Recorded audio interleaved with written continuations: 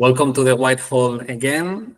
This is the very first interview I'm doing in my life. I'm very grateful to have with me Carlos Tao and to discover with him his wisdom and knowledge about movement and how to connect that with the body and the soul. And I would like, first of all, to give you the opportunity to introduce yourself and to ask yourself, who is Carlos Tao? This this is probably going to be my least favorite question. This is where I trip over the words, trying to define who I am, and what it is that uh, even when I start teaching people, or people sit and I start to share with them, one of the questions that I ask first is who are you? One of the first question is who are you, and the second is what are you doing in this moment? And the reason that I ask that is because those questions are always answered in complete. A There's a quote that I love, by W.H. Auden, is that we're lived by powers we only pretend to understand. And the truth is, we have an impoverished understanding of what we are.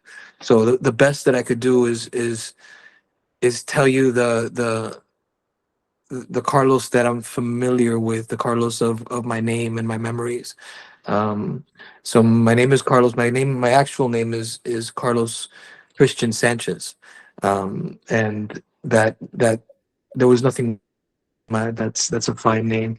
Carlos Tao uh, came to be because back when Facebook was first starting out, my Facebook was hacked, and I decided I wasn't going to do social media anymore. This was something like, I don't know, like 15 years ago, and my friends kept pushing me to get a social media account. And one of the books that I always had around and I would give away was the Tao Te Ching. So they made an and was closed out, and it just kind of stuck. It seemed more catchy for people than Carlos Sanchez. Um, I feel like what I do is what happens through me, and what I get to teach and what I've discovered has been more a product of something that's happening through me or in spite of me than having a great deal to do with any kind of achievement. I started out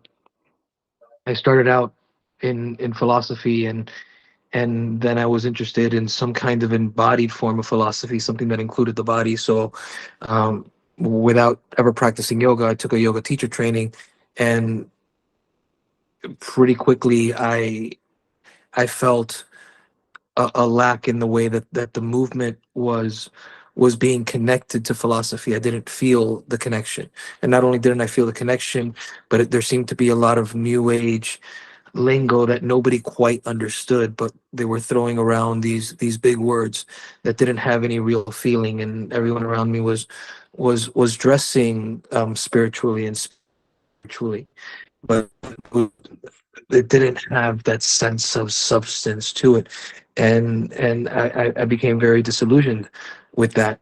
And I thought, at least what I can do is see if I can figure out a way, or learn from someone a way of moving the body in a way that it won't hurt the body. To do yoga in a way that won't damage the body, that won't damage the joints, that won't lead yoga teachers within 20 years to hip replacements, those things. So I moved away from the philosophy, and I became much more cynical about what yoga was trying to come across, to trying to put across. And I began traveling the country, and learning from different teachers, and attempting to teach myself about anatomy, about biology.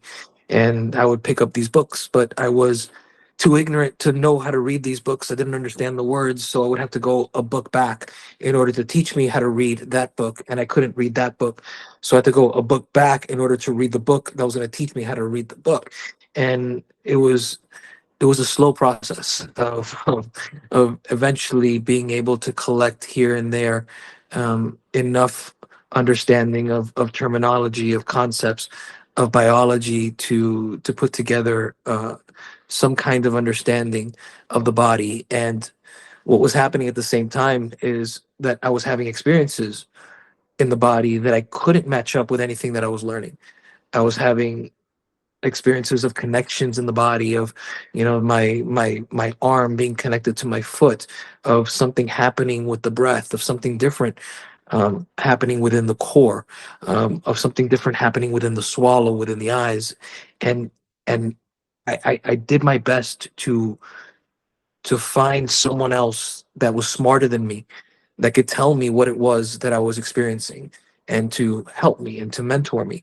And I found a few different teachers that were knowledgeable, but no one that was really able um, to shine a light fully on what I was experiencing. So I was forced to start to come up with some kind of language, some way to speak about what I was experiencing, and then doing my best to match it up with the evidence that I could garner from the scientific literature. I went and I sat with Tom Myers from Anatomy Trains. I sat with Rolfers and I learned from them as best as I could.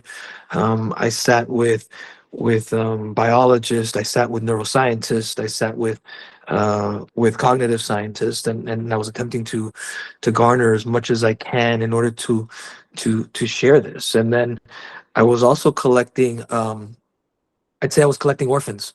I was collecting those that were also having um, difficulties within their wisdom traditions, and I was sharing what I could with them, and I was basically using them as an experiment. I wanted to see if what I was touching on was just me, was just maybe a psychosis that I was going through, maybe it was a self-deception, or was there something other than that going on. And I would share what I could, and I would ask them what they were experiencing, and I would do my best to, as a cynic, to tear down the experiences that I was having.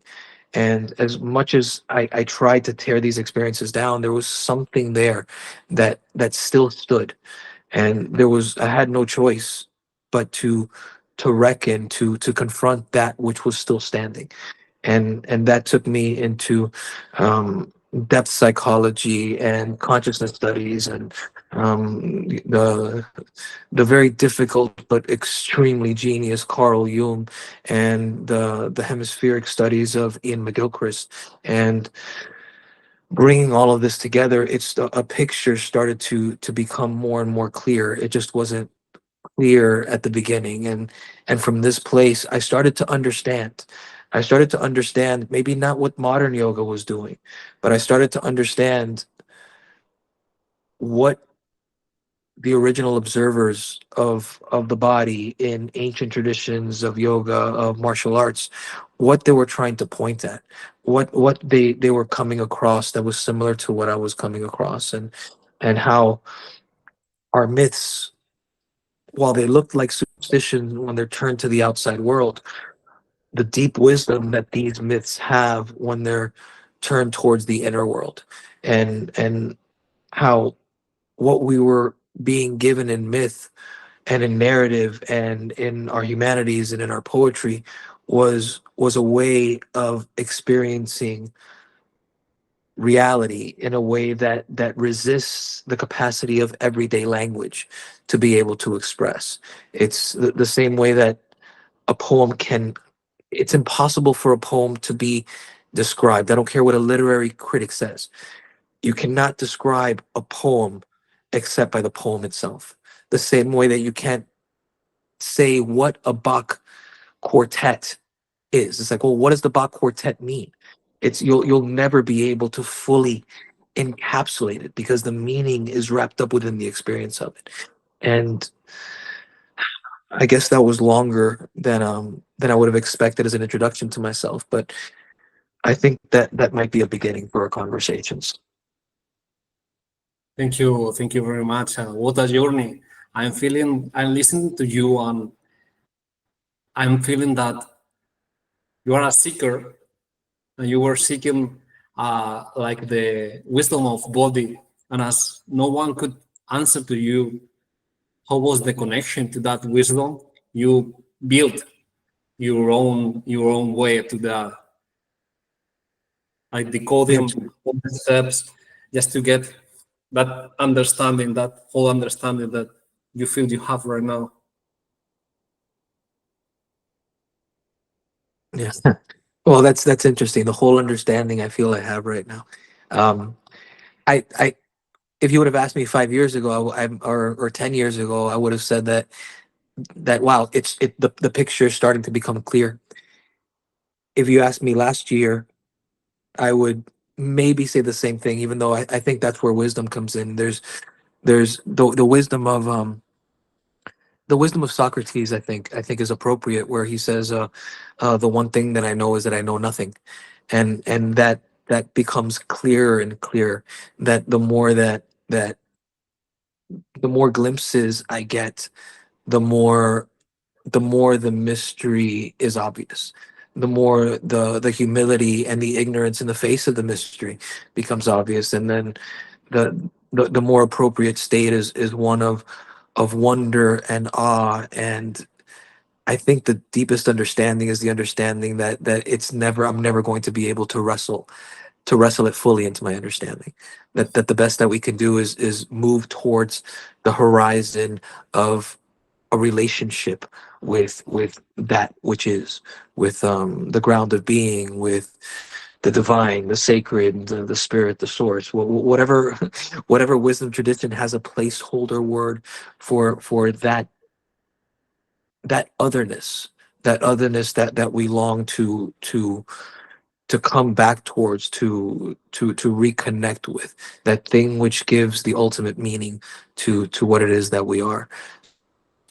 I'd say the the grace, because I'll say it's grace. I think there's many people that are a lot more intelligent than I am, that weren't as lucky or given the gift of um of enough ignorance to not know what questions not to ask. So I asked questions that weren't being asked, and I was gifted with something from that naivete.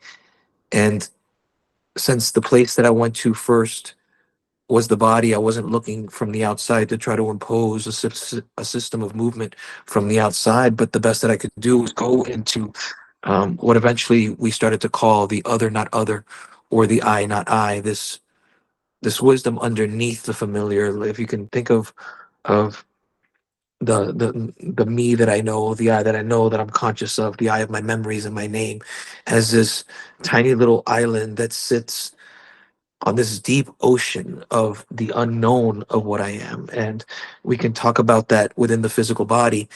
Right now, as you're sitting there, and I asked you what you're doing, you might tell me you're sitting, or you're watching me, or you're listening. But underneath that, you're causing chemical reactions. You're firing neurons. You're growing bone marrow. You're doing all of these incredible things that are right underneath the surface of the you that you understand yourself to be.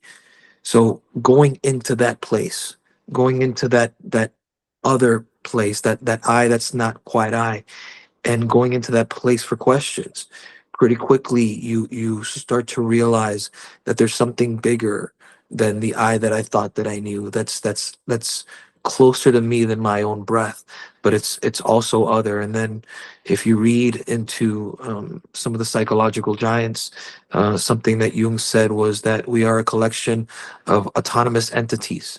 Autonomous meaning they have their own intentions, they have their own personalities, a collection of autonomous entities, each with their own intentions. That there's something in us that's unfolding, that's trying to incarnate within this body, and you can call that the soul trying to be incarnated. You can look at um, our Western Christian traditions when it talks about the Annunciation, this this movement of the divine spirit of God that was out there, and this incarnating. And when we talk about it, and we've made so many mistakes within our interpretation of our myths, but we've talked about it as if it was this one time in history where God came down into the body of a virgin, and was born into the body of a man. But if we take that internally and psychologically, this constant request for this other, to be born within us, this divine spirit to take hold within this body, for something about the soul to continue to fill us out. And there's something about that. There's something that calls us forward into the possibilities of what we could be. And if you look at some of the Eastern philosophy of the Sufis and someone like Hillman, they talk about the angelic self, or the aspirational self. This, and it acts like a judge as well. This thing that knows what we could be if we just filled out everything that we knew was possible. It's the same voice that acts like a judge when we go to sleep at night and we know that we didn't fully do everything that we could. And we know that we're not in control of it, because if we were in control of it, we would negotiate with that voice and be like, why don't you just be quiet and let me sleep? Like, let me just hang out here. And that voice will not concede. The same way that there's something divine about our deepest desires that we're not in control of. If we were in control of them, we'd pick the person that loves us best, and we just choose to desire that person. But it doesn't work like that. There's something in us that's other than our control, that's calling us forward into something more complete, into some kind of communion with the great it, for lack of a better word, the great it. So I think the understanding that I have is that, knowing that I know nothing, but being in this state of awe, and the capacity at the beginning of the journey to go into these deeper realms of the body, allowed this overlap into the mythic poetic realms of the psyche. And that combination of this othering led me into these mythic traditions that were mapping, that seemed to be mapping the experiences that I was having. So instead of going from, well, here's my tradition, and this is what I need to experience, or this is somebody else's experience that I need to remember, it was the primacy of the direct experience first. It was the primacy of the mystic experience. And then once we have that experience, then bringing it back into community, then trying to bring context to it within the myths, within the stories, to be able to give us an orientation or a direction to move more deeply into relationship with whatever it is that is. What do you feel that is the door to that voice? Because the moment in which you hear that mystic voice, it's like you have certainty and you have clarity, and it's like back and down. Sometimes you connect, sometimes you disconnect.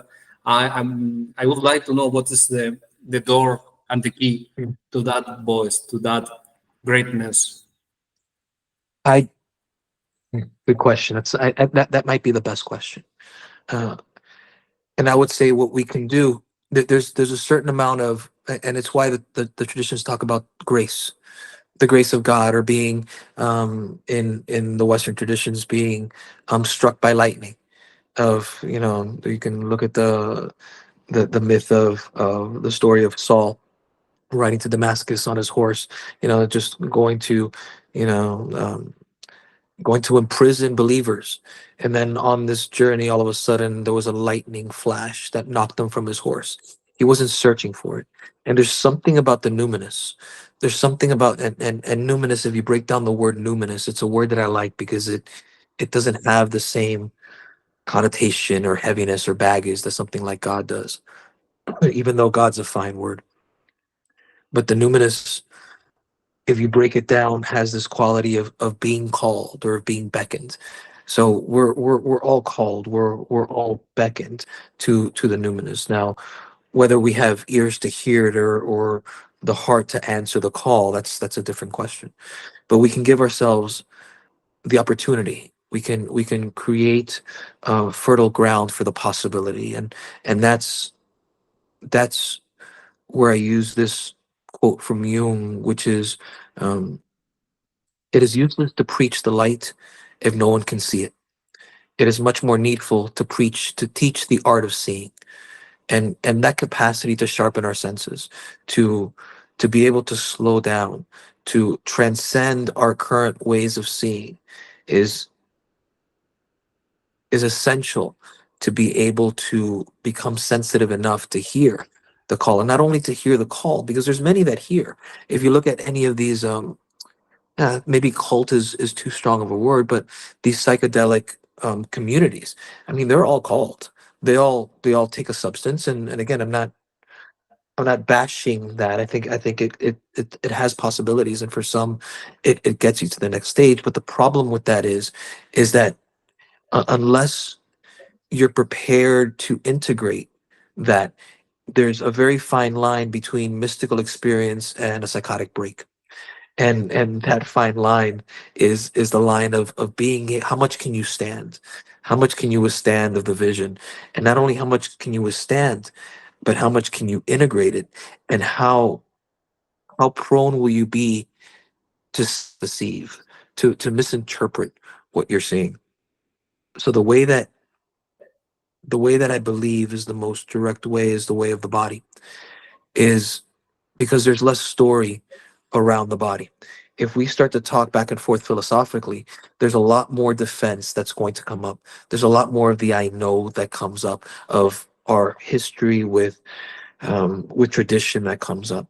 If I just ask you to breathe, there's there's not a lot there. So when we're talking about, I don't like this metaphor fully, because I believe that using the analogy of the brain as a computer and the body as a machine is one of the detriments of our modern age of the last 500 years. We are much more than that, but it can serve us for a moment here. If you think of our bodies as having the hardware that can allow certain softwares in, we have two ways of seeing the world in our two hemispheres, the left brain and the right brain. And now the left brain is much more adept at apprehending the world, at manipulating the world. It's hyper focused. It can zoom in, and it allows for us to finally use our hands and our vision to use the world and manipulate it for our resources and our comforts and our survival. And while this is a very good thing, it's allowed us to move forward as a species. It's a very tunnel vision way of seeing the world as parts. It doesn't understand the bigness of our reality.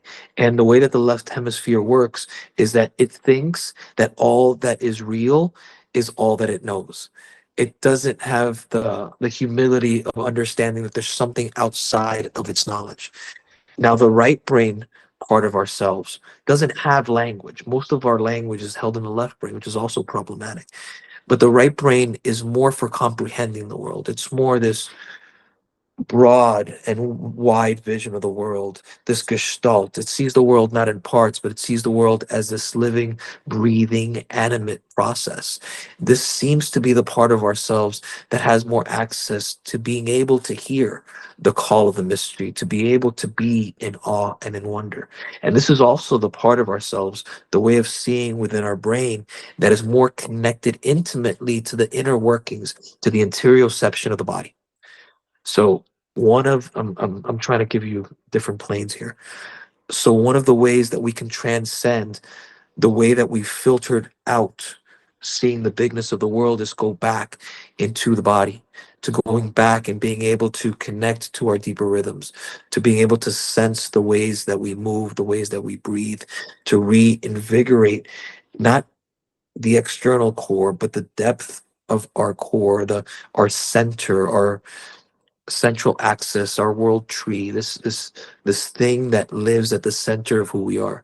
So coming back through the body into that place seems to be a way to increase the possibilities of confronting or encountering ourselves as other.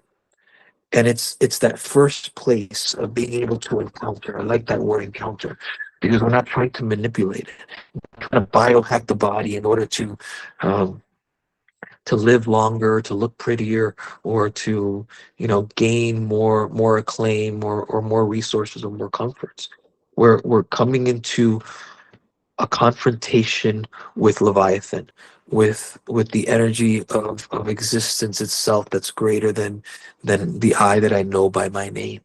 And it's in that moment of being overwhelmed with awe and with wonder that allows us the opportunity of hearing something that's always speaking.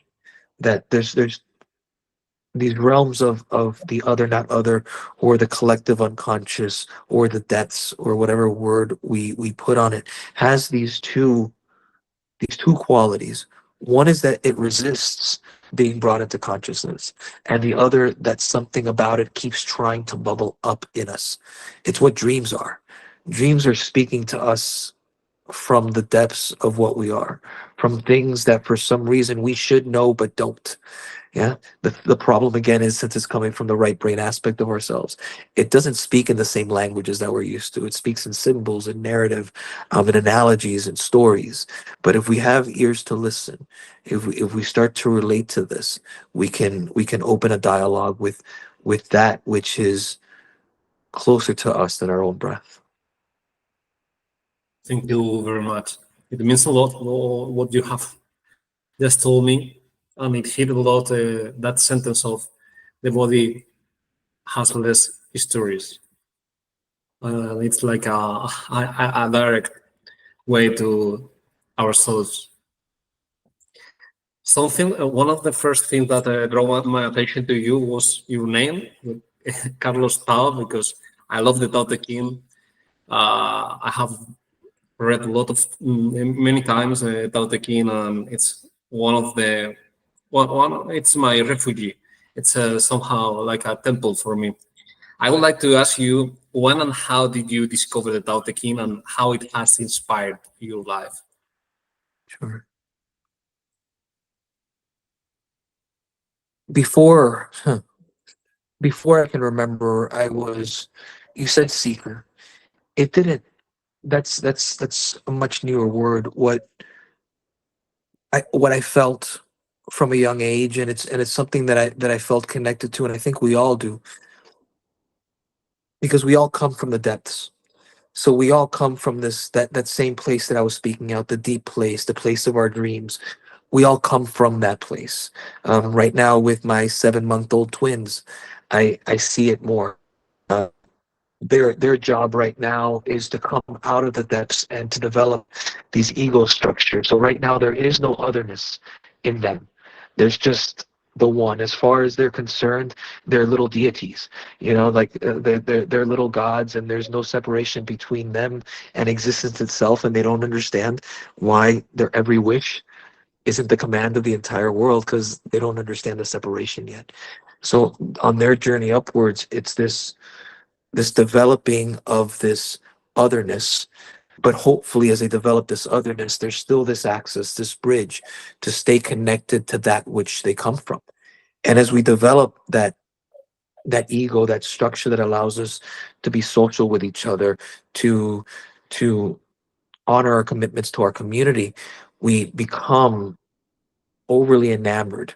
We forget the access to the depths. So the second half of life, it's this return, this return of this understanding that we're back into the depths. So watching my babies come this way, and then seeing myself moving back down this way, it's been a beautiful thing to see.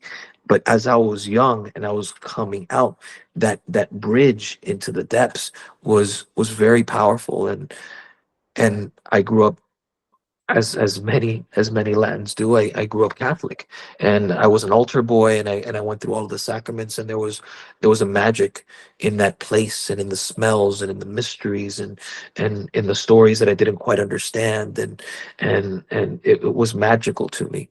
And as I grew older, um, it's like in the Wizard of Oz, when you see behind the curtain, and it's no longer the great and powerful Oz, but it's this little smelly guy with a big microphone, pretending to be magical. And the stories and the ways that they were given to me no longer felt viable, felt that there was something that my reason or my intellect could could hold on to and believe. So there was a separation and a split, and in that separation, I began to search for where that magic might still be found. And I read everything that I can get my hands on. I was looking for the book. I was looking for the one book that was going to have the answers or the path or the portal or the practices to connect back there. And from Buddhism to Zoroastrianism to Sufism to Manichaean, I mean, whatever it is, I read, and one of the ones that touched me most, that I think I had the most potential, that that that I couldn't tear down as much as the other ones was the Tao Te Ching. It was hard. It was like water. It's first of all, it's hard to corner it. It's hard to put it somewhere so you can attack it. Every time you go to attack it, it's not there.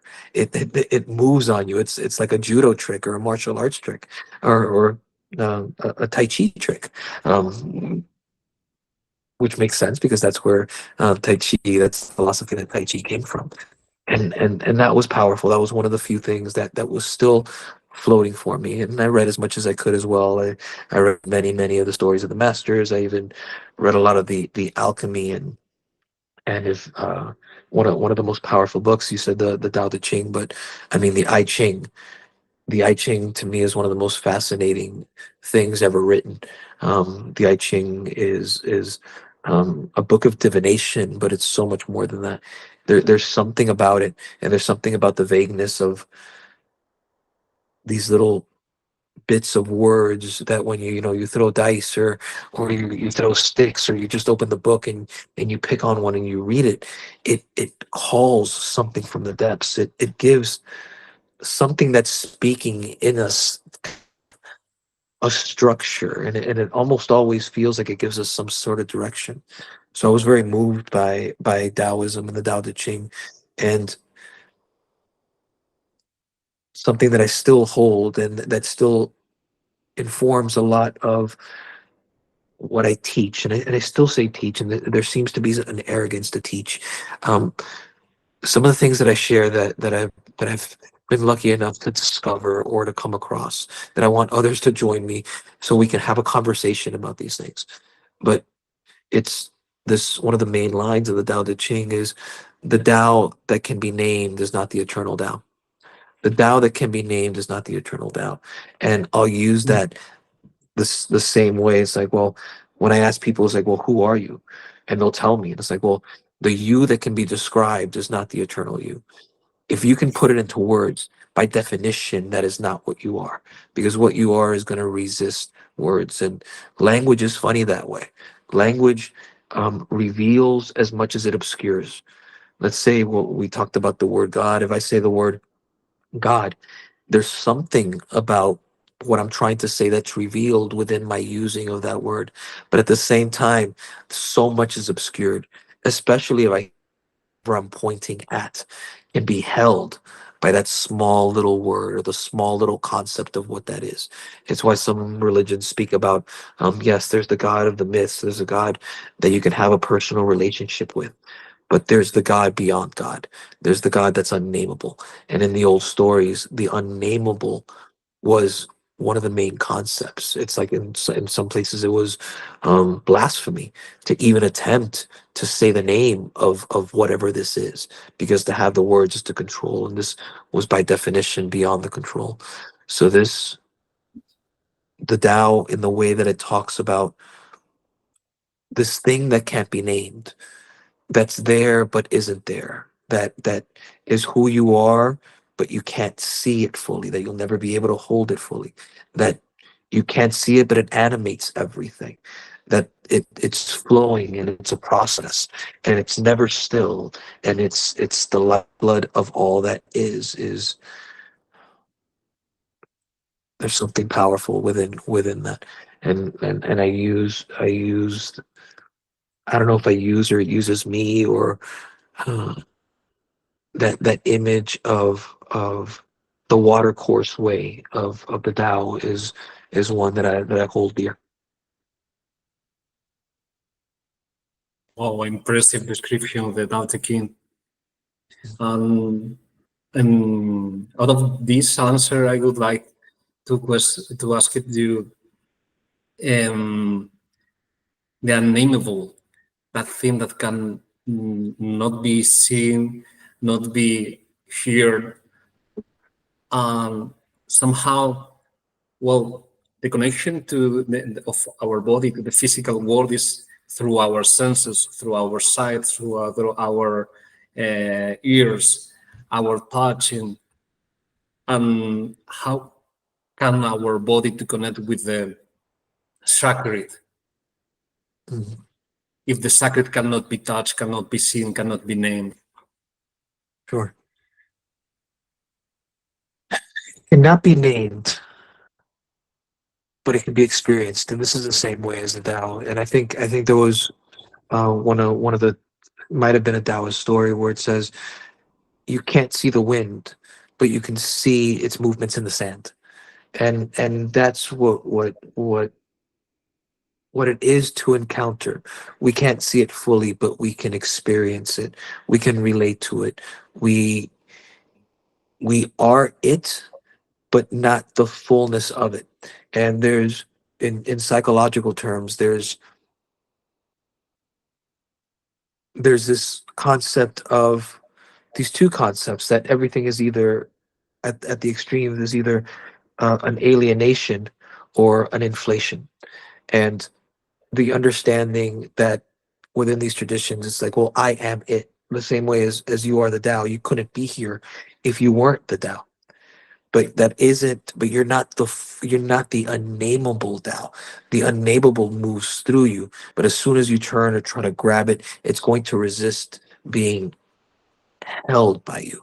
So to into relation with that, it's to come into this place of being able to experience it, to have a relationship with it, and not to know it in the way that we think that we know. And Spanish, okay, I'll give you an example. English is English is helpful in so many ways, but it's lacking in so many ways. In English, we only have one word for know, to know something. But in Spanish, we have saber y conocer. And that's knowing, but they're different knowings. For example, for those that are speaking English, if I ask you, well, do you know Paris? And someone might say, yes, I know Paris. I've read I've read about Paris. I've read tour books. I know what language they speak. I know the population. I know the geography. It's like, well, is that knowing Paris? That's a form of knowing Paris.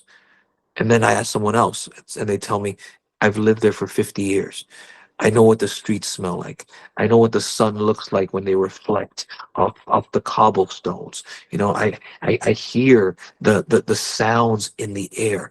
Now, those are two very different kinds of knowing. And the left brain kind of knowing is that first one where we think that just because we know the words that we know the thing. Just knowing the words is not knowing the thing. We know many words without knowing the thing. But to put us into a place where we are washed over by the thing, where we are washed in the waters of whatever it is that's overwhelming us. And that's a hint, I think, to come into this place.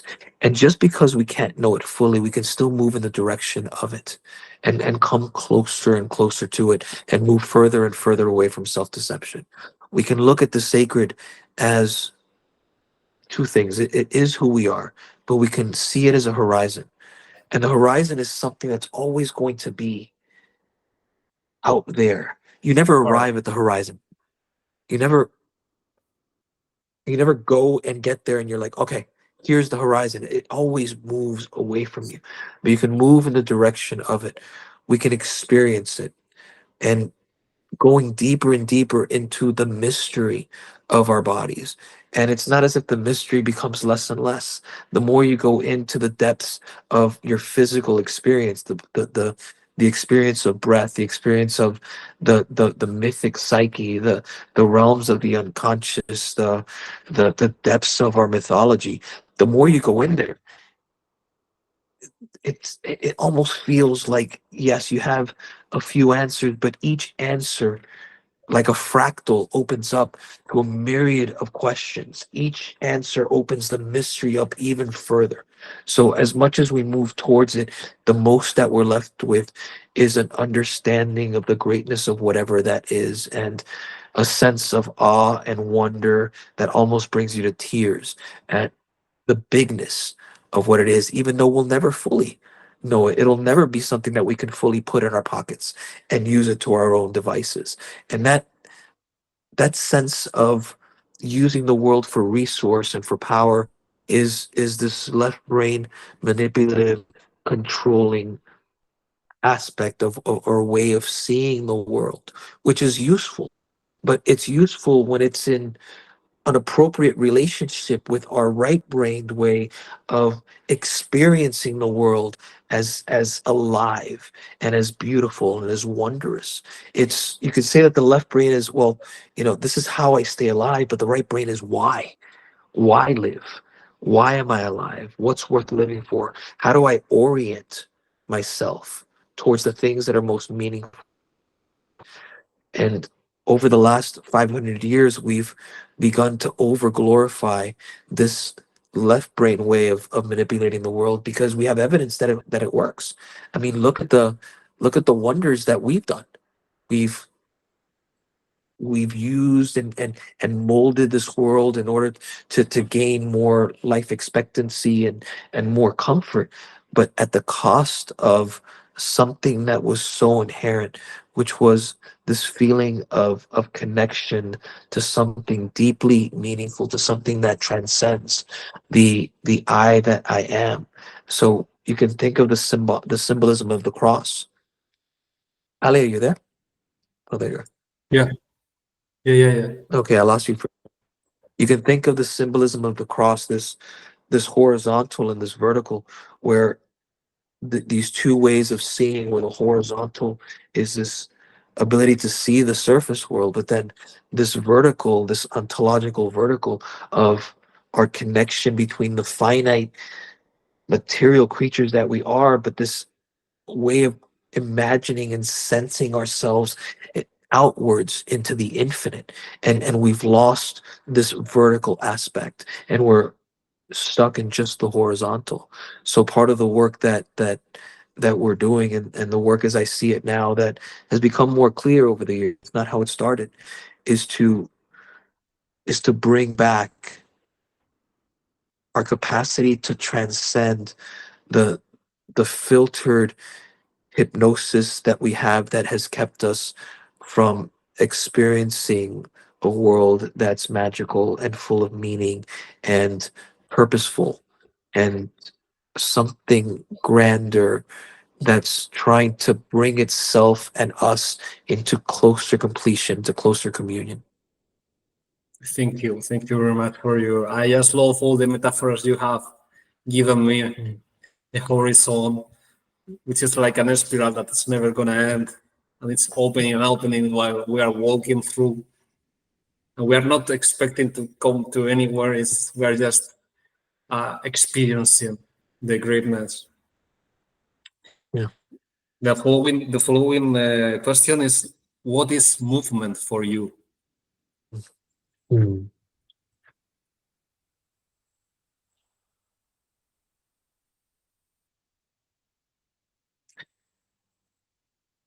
Ali.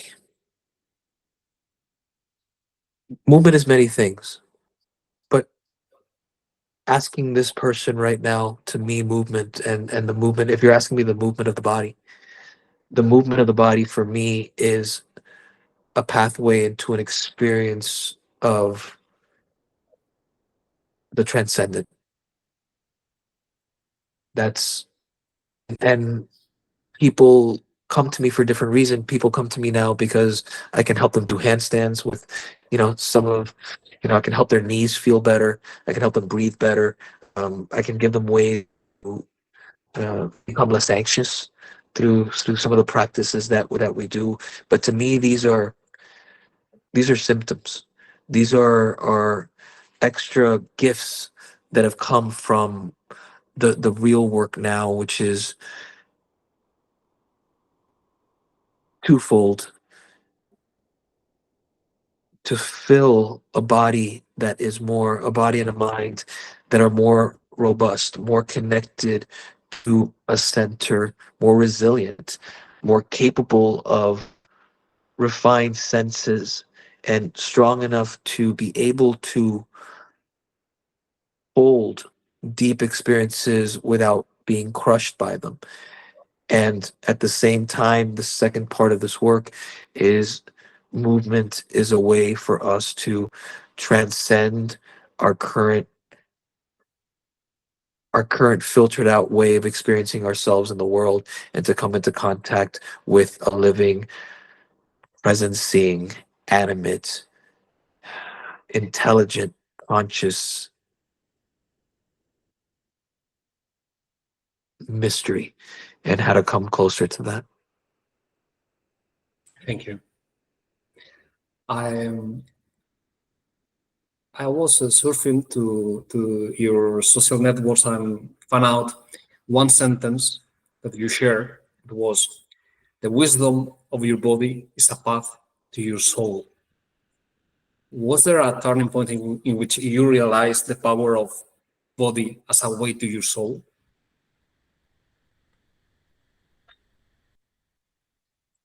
I'm not sure if there was one moment.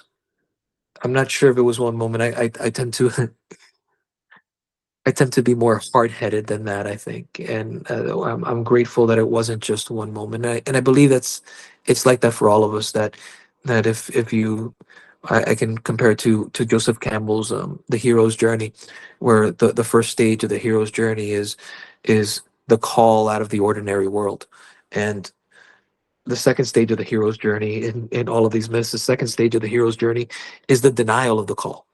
Meaning, yes, you have a dream, you have a vision, God comes to you and says, you're being called, you whatever it is. Um, the second part of the journey, the second part of the journey is the denial. Either I must have imagined that, or I'm too small for this, or you know what, I'm comfortable where I am, or whatever that is. And I believe there was many small moments of being confronted with something special. And the first thing that I would always do when I was confronted with something special, and maybe this has been what has gotten this to where it is now, was always to try to tear it down. It was always, I wasn't, you could say that I wasn't Peter, but I was doubting Thomas. If you want to compare, if you want to compare the difference between the apostles, I wasn't Peter. Was like, yes, yes, Lord, or yes, I believe. It was doubting Thomas of like, well, did I really experience that? Did I really just feel that? Well, what if it was this? Can I recreate it? Can I make it happen again? Can I control it? And maybe someone else has talked about it. Maybe it's my nervous system. Maybe this is some kind of hallucination. Let me go back and do it again. Let me sit with others. Let me go back in there. Let me see if I develop this practice more. What is still there? Let me try to share it with someone else. Is it just me? Is it just my personal experience? Maybe it's just my desire for something to be real and to be true. I mean, I was as cynical as I could. I was as cynical as I could make myself, and I still am. It's one of the things that I feel like uh, that I'm a champion of, or a champion against, is those practices or those teachers or those ways of talking about what I'm trying to talk about, which are either dramatic or exaggerated or forced or pretended or costumed, because it's those things themselves that blind us from being able to see the actual experiences that are just beyond that. So, as to come up with a way of talking about what we're talking about as possible, without exaggeration, without dramatization, without flourish, also without minimizing it. Not like, well, I had this thing, but it wasn't a big deal. It's like, well, this is what happened. I did this, and this is what I experienced, and writing it down, and this is what happened as best as I could do it, and bringing it to community, and then having others do the same thing, and making it again not only intellectually respectable but intellectually responsible, to have these conversations, to have the humility of our understanding that as much as there is an entire,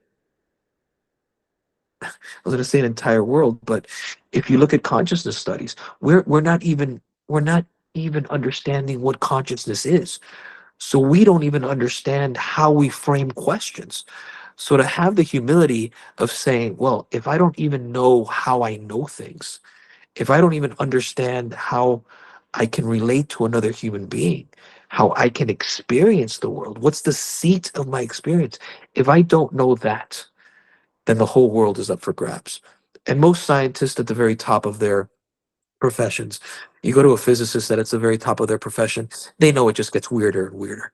They understand that it's like, well, yeah, we understand some stuff if they're honest, because there's also the religious cult of science where they refuse to take on certain questions because they're so dogmatic about thinking that they have the fullness of the world within their grasp. So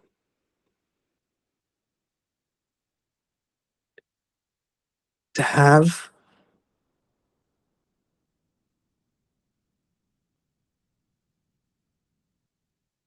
to have a learned ignorance, to have the capacity of ignorance and cynicism and humility and directness, to bring back these real experiences. I mean, the hubris and the arrogance of thinking that thousands of years of actual phenomenological experience was just superstition, was that now that requires blind belief, because we're talking about some very intelligent people through thousands of years, like very great thinkers that were trying to wrestle with something. They were trying to wrestle with experiences they couldn't quite understand. And what religion was supposed to be, or what it began as, was was a way of containing the energies, let's say, containing the energies and the symbols of these very real phenomenological experiences that were being had. And now we can speak about whether they were external experiences or whether they were internal visions and mystical experiences on the inside. And I don't think that that minimizes them at all, because we're having insights from these places, and insights that forever change those that come across them. And one of the dangers that's going on now, and has been going on for a while over the last hundreds of years, is as our traditions have started to break down, it's almost as the containers that were holding these energies and these ways of seeing and these mystical experiences, and these symbols, as that container starts to break down, there's almost this outpouring of these energies into the individual responsibility.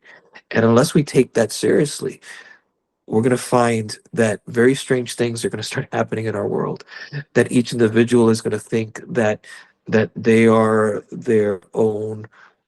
ultimate their own ultimate entity, or that their ego is where everything ends, that each person is the fountain of their own truth. And if we look around at the world, there's a lot of that's happening already.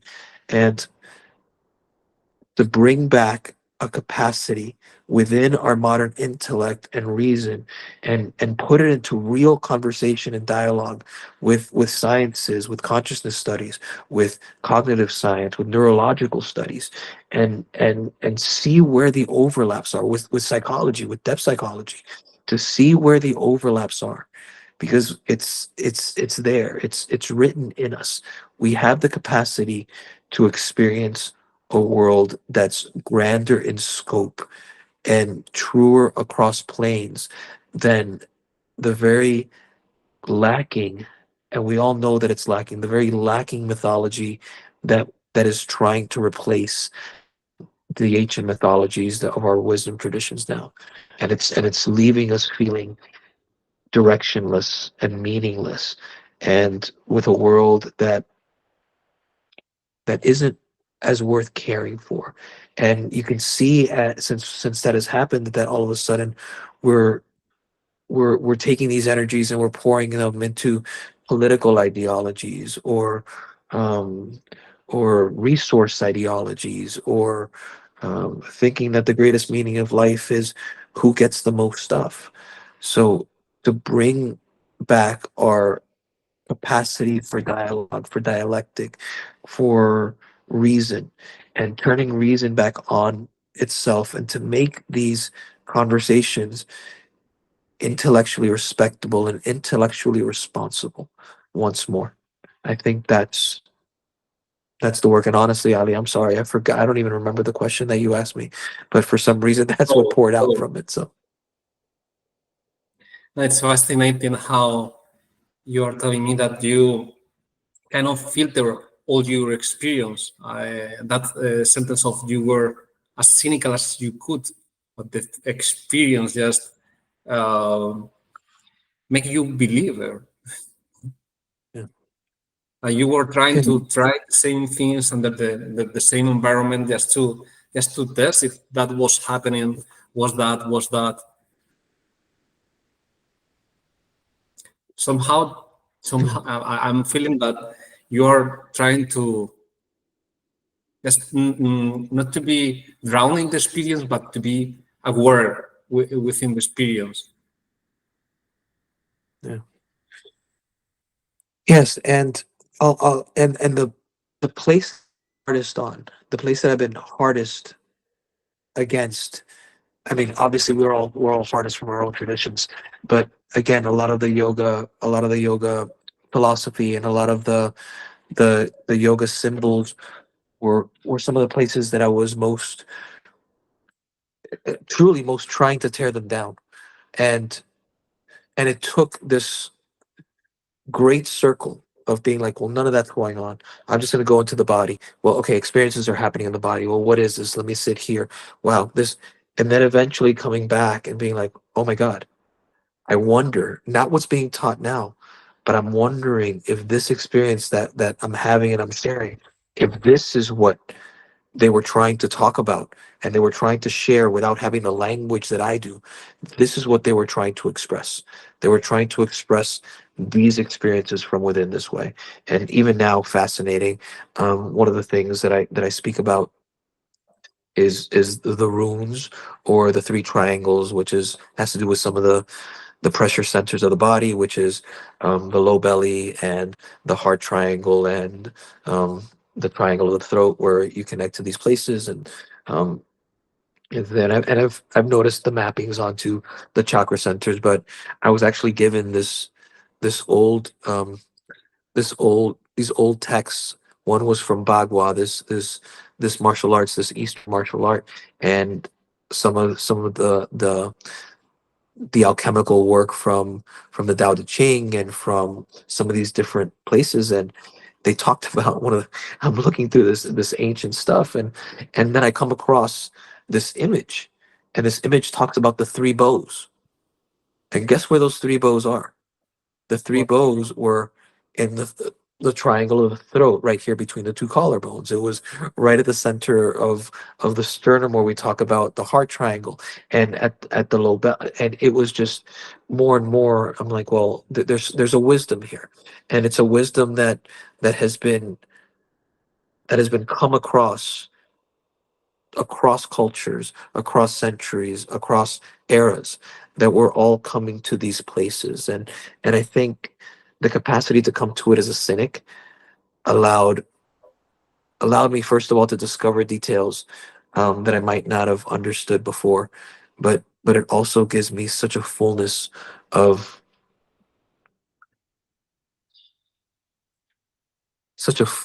of gratitude for these places, and such a fullness of awe at the things that we're experiencing, that that's difficult to put into words. Thank you. it was very shocking to me in your videos the way in which you move, the delicate way in which you move and you feel. And I would like to know, what do you think is the connection between how we move and how we feel? Wow, I don't think it can be understated. We think because of the way that our language is structured, we think of ourselves in parts. Our language by necessity is a language of parts, which interestingly enough, if you know anything about ancient Chinese, it's very different. It's a very different language that comes from a very different way of experiencing the world. But in our language, in our Western languages, it's we break things up into parts. So we break ourselves up into, like, well, my intellect, my emotions, my body, as if these were separate things. These are not separate things. We break them down as if they were separate things in order to be able to speak about them and to each other.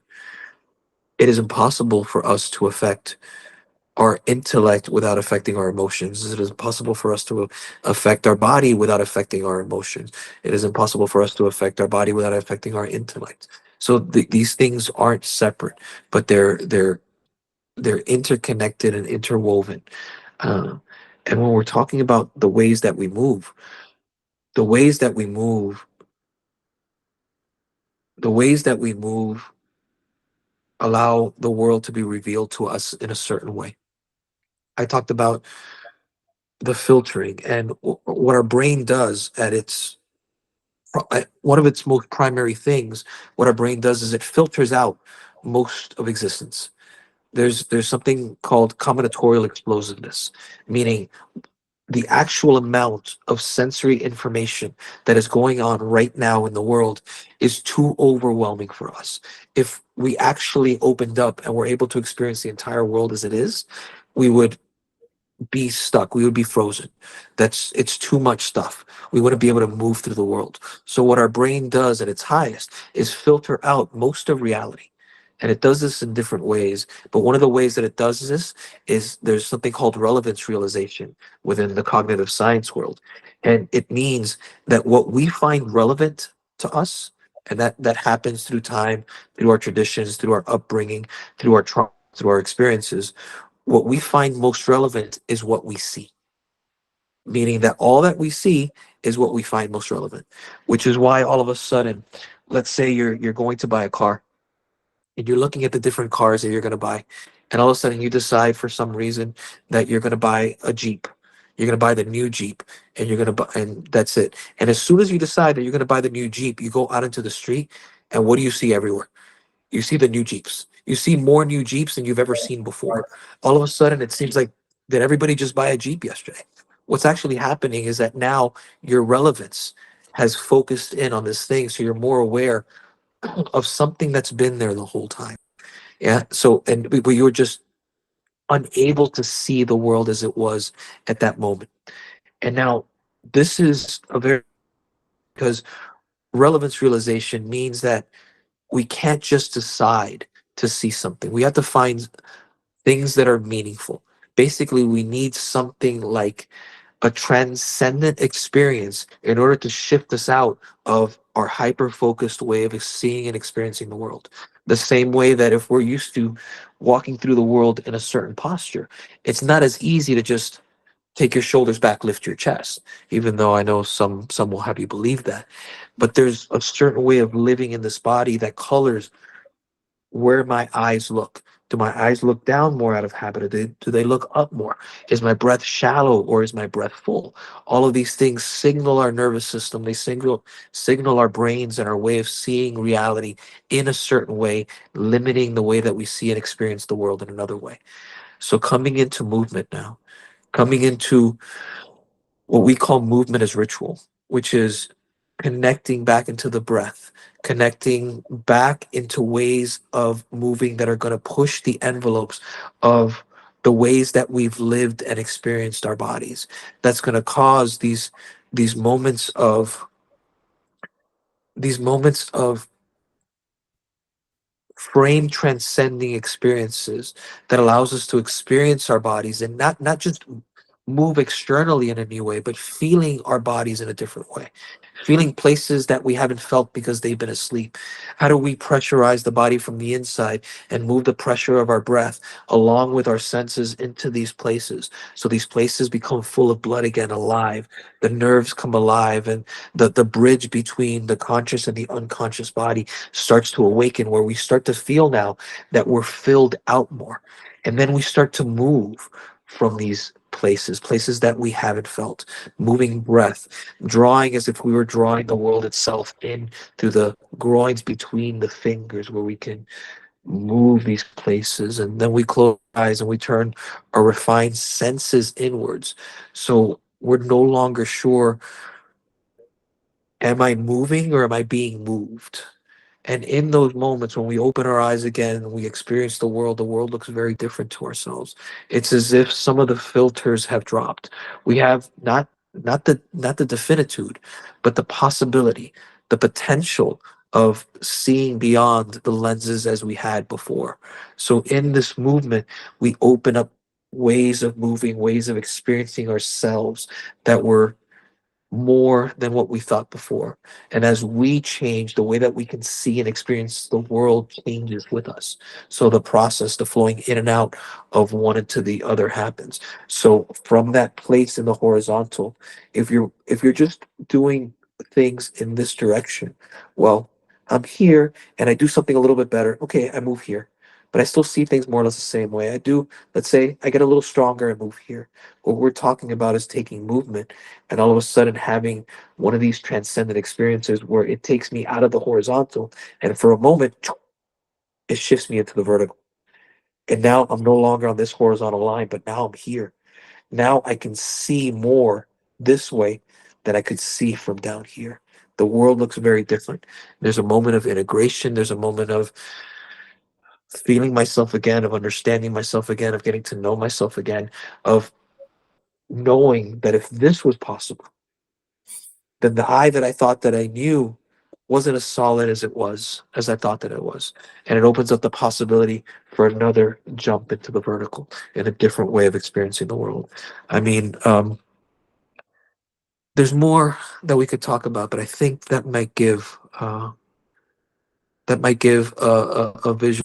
And it's also why sometimes you see some of the people that move with me move, that it seems otherworldly in some senses, that it seems like there's not just when I'm not trying to make my hand move in that way. There's something that I'm doing with the filling of the breath. There's some intention of I'm gonna roll this, but then when the experience starts to happen, there's also this sense that this other, not other, that there's something autonomous that starts to move and fill, and the senses take over, and something else is happening. And the I that I thought that I was takes a back seat and becomes this observer of something powerful. And it can be overwhelming as well. It can be powerful and overwhelming and overloading, which is why we put so much emphasis and stress on the first part to create a body and a mind that are again robust, that can handle these experiences without, the old ideas of if you catch a glimpse of the face of God, you'll burn it, you'll catch fire, you'll die.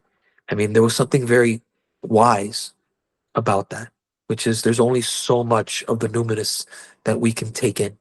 And little by little, we can take in more. But if we want to take in too much, we either will have to pull away, or it'll shake us to our very core. So it's part of it as you're doing this work is, well, how much can I stand? How much can I stand before I have to? We always have to pull away, but it's like, well, how much can I stand this time before I have to like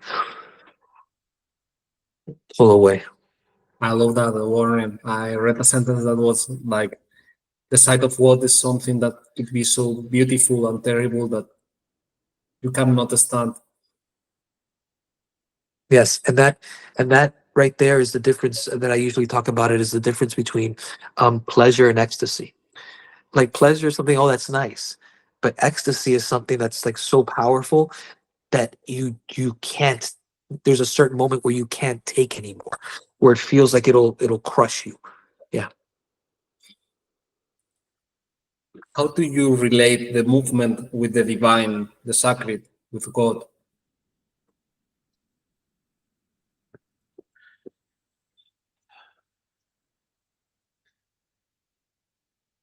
It's why I call what we do movement as ritual. It's it's in different ways, and the best that I could say is it's a way of taking the journey into the depths of the temple. And the temple, I mean, we used to see the spirits and the divine, and we would go into the forest, and there'd be, the spirits of the river, and the spirits of the trees, and the spirits in the animals, and it's we've made the mistake, I think, of thinking that we've exiled, or those spirits have left. They haven't left. They've retreated into us. We used to project them outwards, but that those same spirits, I mean, it's to be with the body, to really turn our senses inwards into the depths of our psyche, the depths of our soul, into our bodies. It's if we take it in the right way, I mean, we're entertaining angels. I mean, to sit with someone is to understand that you're sitting in the presence of, yeah, their names, and they're beautiful as individual, people within our society, but there's something underneath that's more than we will ever be able to understand. So it's the understanding that the great it, that which is, that which eludes name, that which can't be named, is is in our very blood. It's in our very breath. It's in our dreams. It is the dream maker. It is that which speaks from the depths. It is that which calls us forward into that which we could be. It's that which is trying to become birthed in us, and what we are called to is to be the midwives of this birth, to help this birth forward. And movement is a way into the depths, and it's a way to pray, and it's a way to evoke what that is, and it's a way to to experience the otherness, that other that's necessary to have a relationship with. And to me, movement is the most. By movement, I mean movement and breath and touch. I hold all of these things together. Is the most intimate and direct way into the possibilities of an encounter with that which is. Thank you. I'm wordless. It's very inspirational, your answer. What You are see, your Ali, I just wanted to say something. I always feel wordless, and I always feel inadequate when someone asks me, especially if someone is helping me and they want to share what I'm doing, and they've experienced it, and they're like, well, what do I tell people about what it is that you do? And can you please tell me in one sentence? I feel wordless. I feel inadequate and inept, and maybe somebody somewhere will have better words, because we are talking about the wordless. So you're in good company. Thank you, Carlos. Thank you.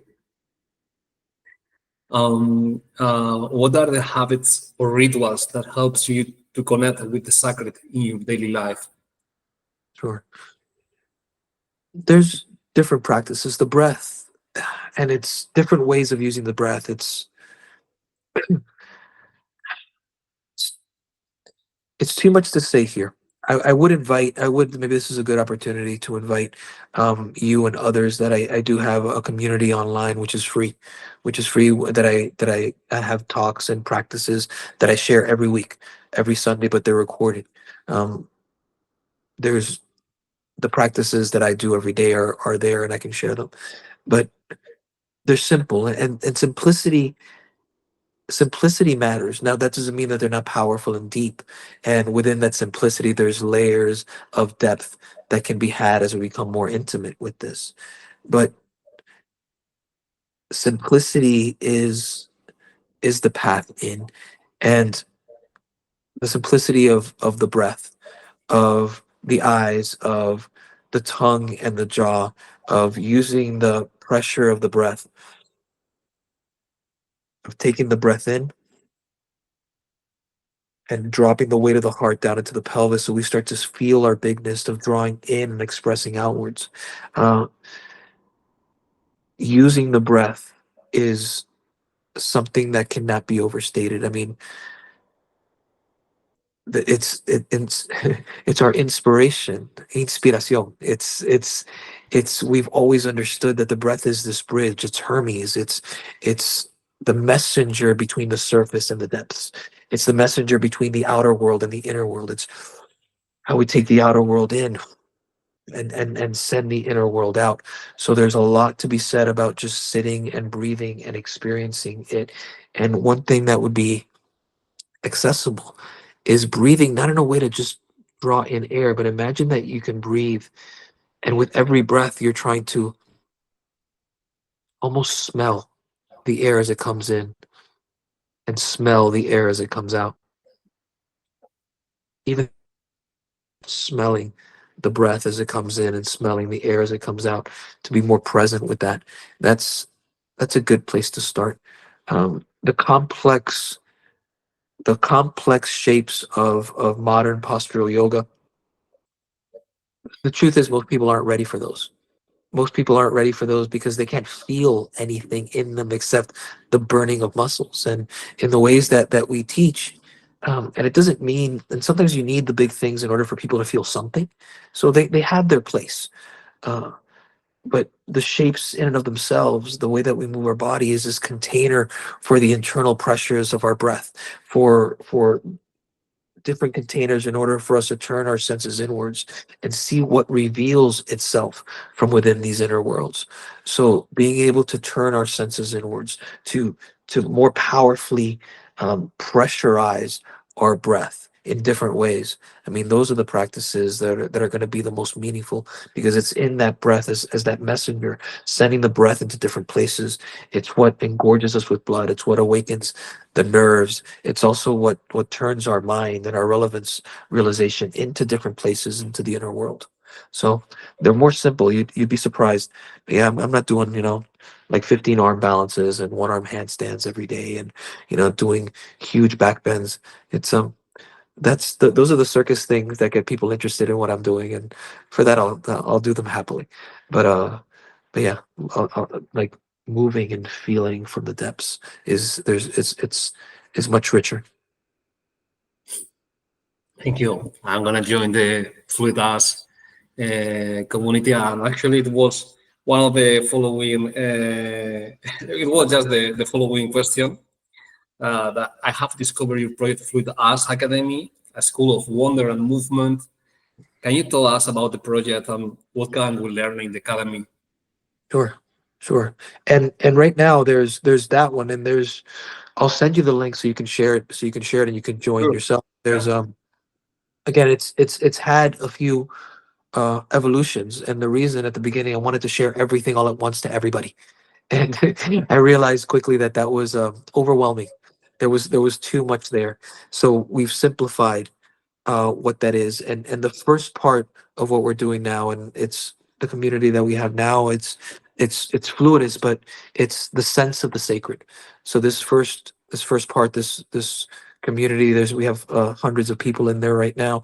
It's the sense of the sacred, and it's using these it's teaching ourselves how to first use the breath and use our senses to again create that more robust body, that sense of center and home, so we can start to shift our relevance realization, how to refine our senses so we can feel more of what's going on and have these encounters with this sense of wonder that's difficult to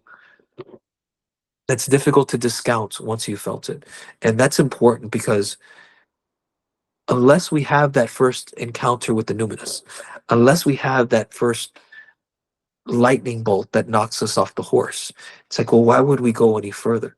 So that first moment of being confronted with the encounter of an aspect of you that leaves you with your mouth open, that leaves you without the ability to formulate a question, that leaves you with eyes and does something to your dreams to the point that you're like, I don't know what's going on right now. Like something is speaking. That's the important first step. So these practices are geared towards short practices, geared towards those experiences from within a community. Um, and I also do talks similar to the talks that we're having now, where we can contextualize this under different myths, talking about how this relates to our anatomy, how it relates to brain hemispheres, relates to different practices, to the symbolisms of the traditions that we've talked about, the same way that I was the psychologically for us, not as, whether or not it happened literally in time. That's almost irrelevant. It's like, what is that story talking about? Evolve me and in a community. So these practices that anyone can use, regardless of whether you do tai chi or you lift weights or you're a runner or you do postural yoga, these ways of moving and breathing will enhance and enrich any movement practices, but they'll do much more than that. And again, to give us uh, the context to bring in myth into the modern sphere in a way that we understand it as intergenerational wisdom being pushed forward through time. Please share with me the links. I would love to join it. Sure, sure. And I mean, it's a it's a place that the more conversations we can have within community. Go ahead. I'm sorry. And is it a community in communication with each other, with you? Both. It's me. I answer everything. I read everything that's on there. So if those that want to contact me directly or tell me some experience that they're having, they could either open up a dialogue with me individually, or they can share it with the community. And there's others that are going in and out of different experiences and sharing their experiences and what they're going through. And so it's both. Obviously most people like to talk to me directly, but more and more there's those that have been around and have been through different deep journeys with me over the years that are there as well. That sometimes it's easier to speak with them. They have maybe a simpler language than I do. Okay, thank you. For this question, you have already answered a lot, but probably the second part is more meaningful. The question is, how have you learned all you know about movement, connection, rituals? Do you consider you have mentors in your way?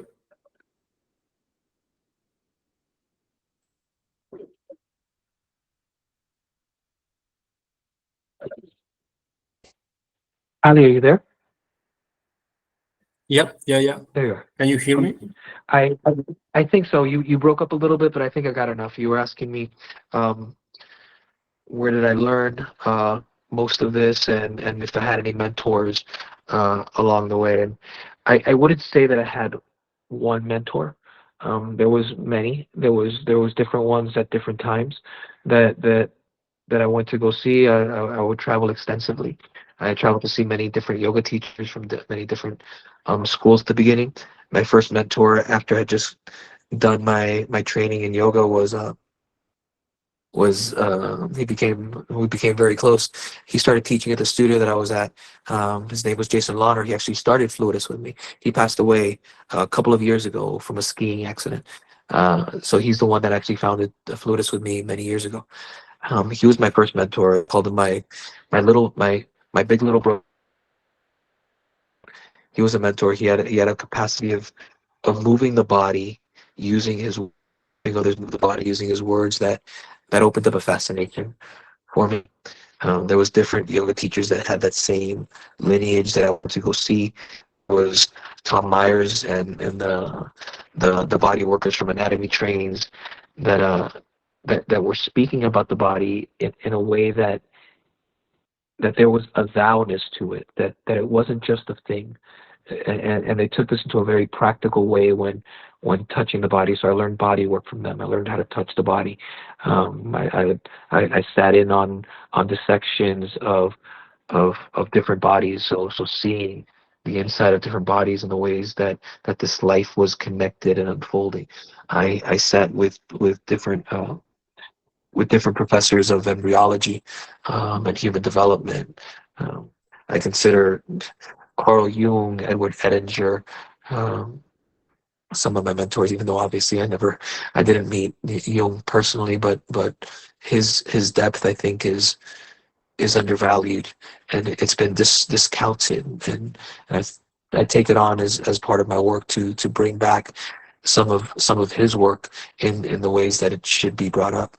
Um, Again, there's been many, and since there's been many, there hasn't been just one tradition or one direction that I've come to. So it's expanded from wisdom traditions, ritual practices, ritual studies, comparative religions, mythic studies, embryology, human development, neuroscience, neuropathology, cognitive science, fluid flows within the body, lymphatic work, breath dynamics.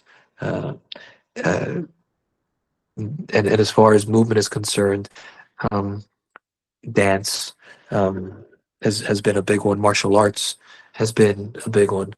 Um, it's let's say instead of just one mentor, there's been too many to name. I think I've mined gold from many different places that have, and I feel lucky to come across um, those that I've come across. Very lucky, and I'll reveal more as time goes on. There's others that I'm working with now that I'm still at the early stages of working with, but that have come across a language that has been very similar to my language, and I'm learning with them and seeing if again we can bring that into our current state, because one of the things that's happened is that we've lost our stories. We've lost our roots. We've lost our understanding of what it is that we are and what it is that should orient us. And that has been a great loss. And if we are going to live lives of meaning and live lives that are worth saving as a species, there is something that needs to be resurrected. There's something that needs to be remembered and brought forward from the depths, and bringing back our sense of ritual, our sense of depth, our sense of reverence, and our sense of the sacred uh, is of utmost concern to me. And if anything, if there was a way to talk about the direction of our work, it's that one. It's to bring back that which we've lost. It is very beautiful. While you were mentioning the people from which you have learned, I could feel the gratitude in your voice. And now I'm gonna ask the same question 3 times with a slight variation. What message would you give to your 7 years old self?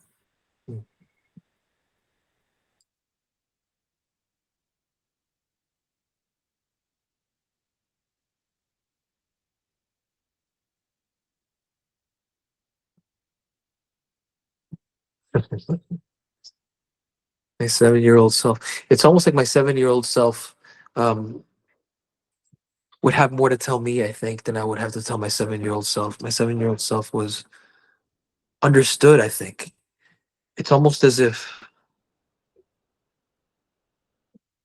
my 7-year-old self now is smiling at this very long circular journey that I've taken to somehow come back to hopes that I have 7-year-old self. It probably be something. I mean, the reason that I'm struggling is because I don't know, and maybe we have more to talk about later, but my path went through heroin addiction for a decade, and it went through overdoses, and it came near death a few times. And I would be afraid that if I told my 7-year-old self anything, that somehow my 7-year-old self would try to avoid some of the experiences that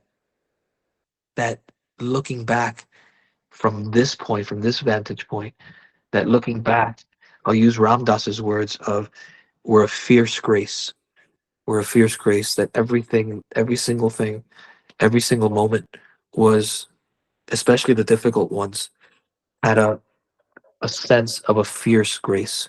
So maybe just pat my 7-year-old self on the head and say, it's gonna be worth it.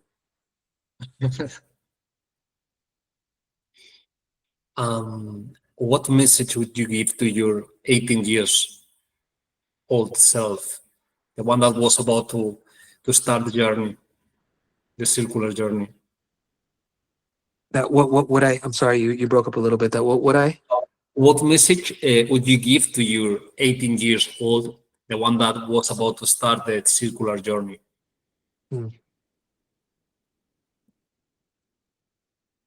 Again, it'd be something like, just see it through. See it through. It's not gonna be easy. See it through. That's it. See it through. And then what message would you give to your about to die self?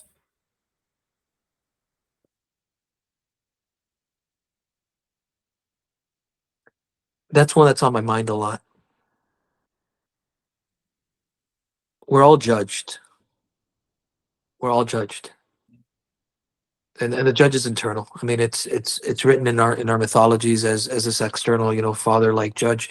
But the truth is, we're all constantly being judged. We're being judged. Excuse me. We're the way that we're judged between where we are and where we could be if we did everything that we know that we could do.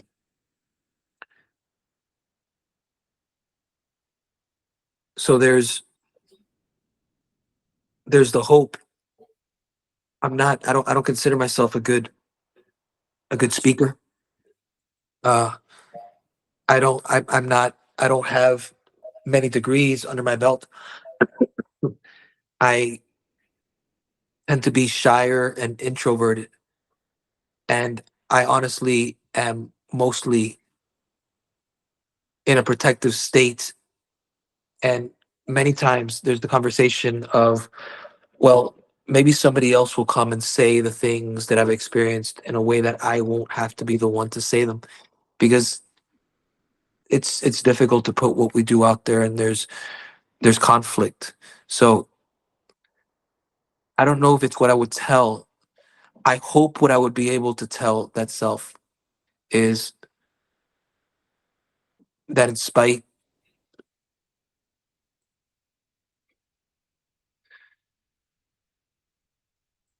the fear, that in spite the difficulty, I did everything I could to express the things that I'm experiencing. Because it does feel many times, and um, why me? There's people that speak better. There's people that market better. There's people that can describe what I'm doing in better words. Like, why not one of them? Maybe I could just teach. And I did spend some time doing that too, trying to teach those that had a large following, and then they refused. Many years ago, they refused. It's like, well, no, we don't. I'm doing fine just teaching, vinyasa yoga or whatever it is. So I tried to do that, and I've come to the realization that the voices in my head won't let me go. That the voices in my head will just get louder, unless I do my best to shout as loud as I can, with as many as I can, some of the things that I've been lucky enough to blindly trip over or trip on top of. So I hope I can honestly tell that self, instead of the other way around, that I did my best, that I left nothing behind, that I did my best. And it it it that voice is in me. That's a hard one. It's a hard one because I know I'm not there yet. Thank you. Very beautiful last words to yourself. And this one is a wild card. I want to ask you, what question would you like to be asked in the interview? It's like, Mm. what question do you like to do yourself?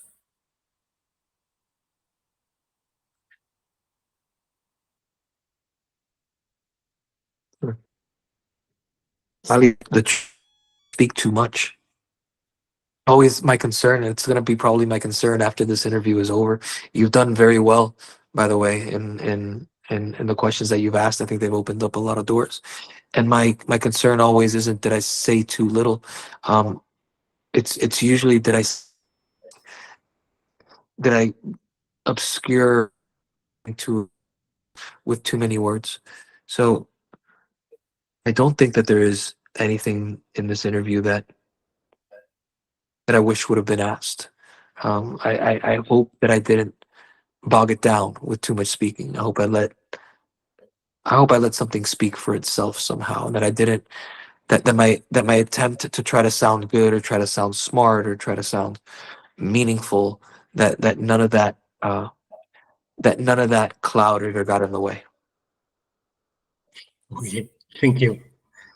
And now I have a section just to start closing up the interview, which is like a quick questions and answers that I like And to. I've got a few minutes, Awesome. but I got let's say 5 minutes. Is that okay? Oh, okay. Yeah, yeah. In that case, yeah, I'm gonna do one question, and then we're gonna do just one experience. The only question, the last question I want to make you is, if you were able to share, to shout just one thing, the one thing to the whole humanity right now, what would you shout?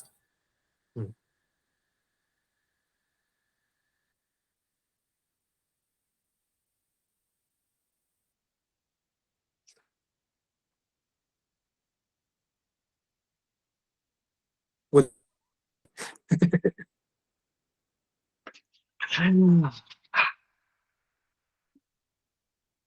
it would I think the word, there's only one word that's coming, and it's feel. Feel. Feel. Yeah. And also that one I would like to love. I would love to know what three books that transform your life would you recommend to the audience?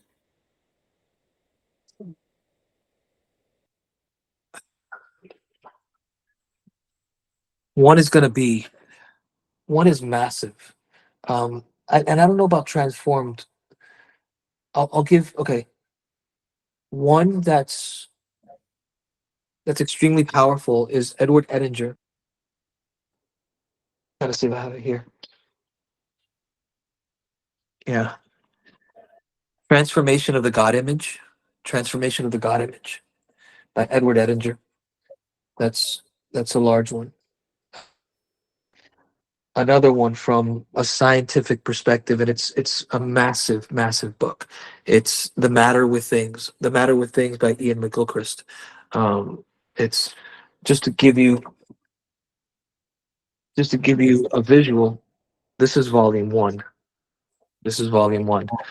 It's a large book, but it's the profundity of his work. He spent something like, I don't know, decades.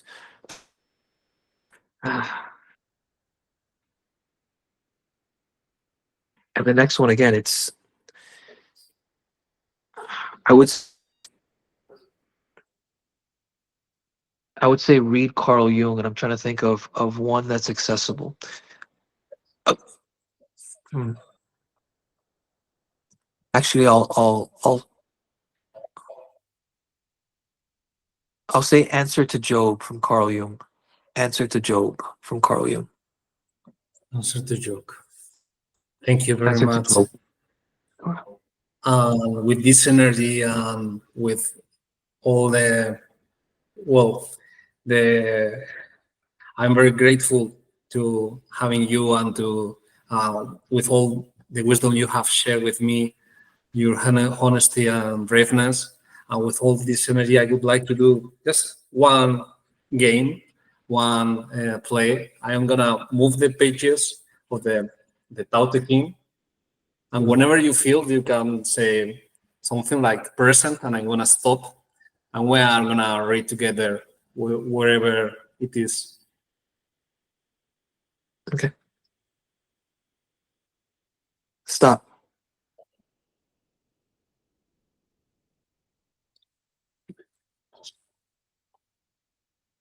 The greatness of all virtue lies on its fidelity of Tao. The Tao is something confused and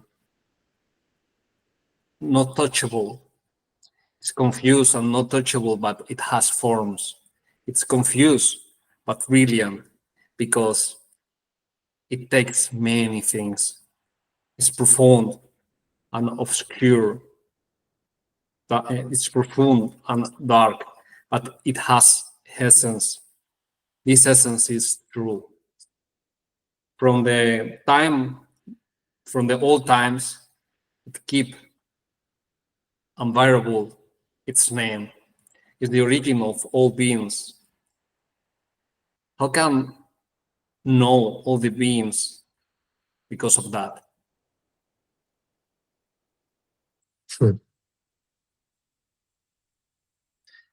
That was appropriate. Thank you very much for your time and your essence, Carlos Tao. It has been a great first interview. You want to send a last message?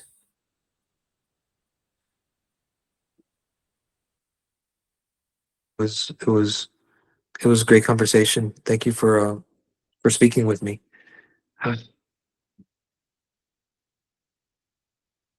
The message is again to look and to feel and to turn inwards, to find reverence again for the sacred. That what would happen if we took on the wisdom of our myths as not having happened once a long time ago, but as an unfoldment of the possibilities of what we are in this moment. That there's something calling us forward to itself, that there's something calling us forward to a life full of meaning, a life full of reverence, a life worth living. That what would happen if we would orient ourselves towards that. Thank you very much. Again, it has been a great opportunity to talk with you and to listen to you and to receive all these answers. I feel it has been quite a life-changing experience, and I have many things to integrate. Thank you very much, Carlos, and bless you. Thank you, Ale. Thank you for this, and God bless you too. And maybe we'll do it again someday soon. And I'd love to have more conversations, whether on the screen or not on the screen. Yeah, so I'm sure we'll be talking soon. Sure, let's get in touch. Thank you. Bye, Carlos. Bye, my friend.